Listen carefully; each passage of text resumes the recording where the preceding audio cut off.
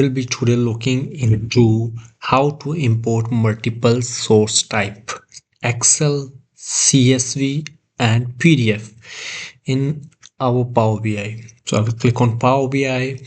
First I will click on Excel. You can see there is a class test list. I will click on this and then I will click on the table, right? And I will click on load. So now I got this.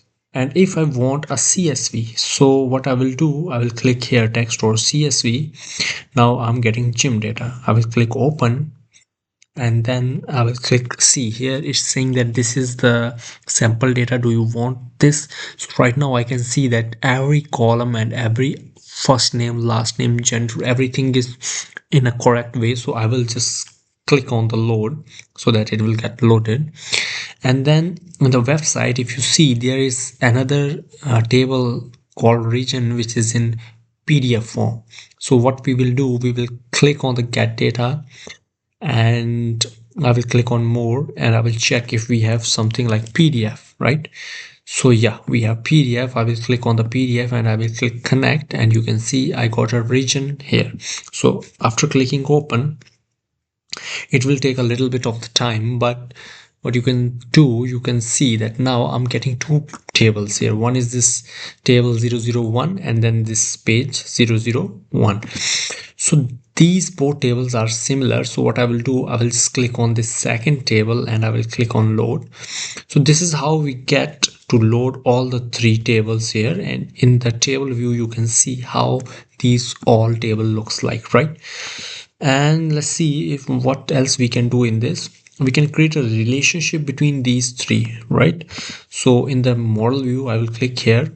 So it automatically had done something and made one relationship with class list and the gym. So now what I will do, I will add one more relation with this region ID and the location ID, right? I will click save.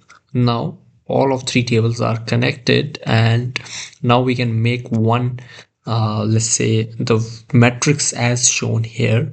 So I will click on the matrix and then I will take all the components that it has taken, the region, then the class name in the rows.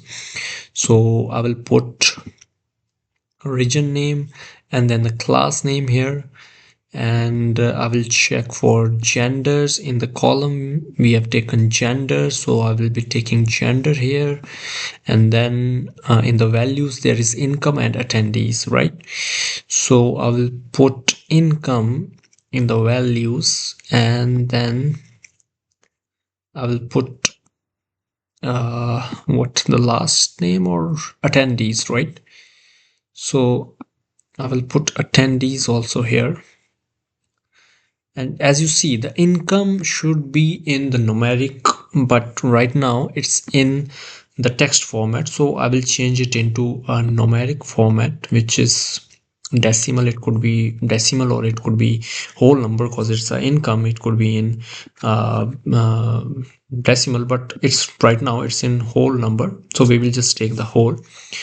So yeah, see, now we have got all the things. What we can do, we can click here to expand our table. When I click here, so you can see we are now getting the gender, region, the first income and the sum of the attendees, same output data as we are getting here, right?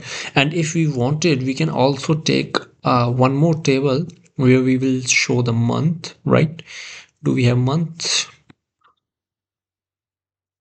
No, we do not have month. So from where it's taking month.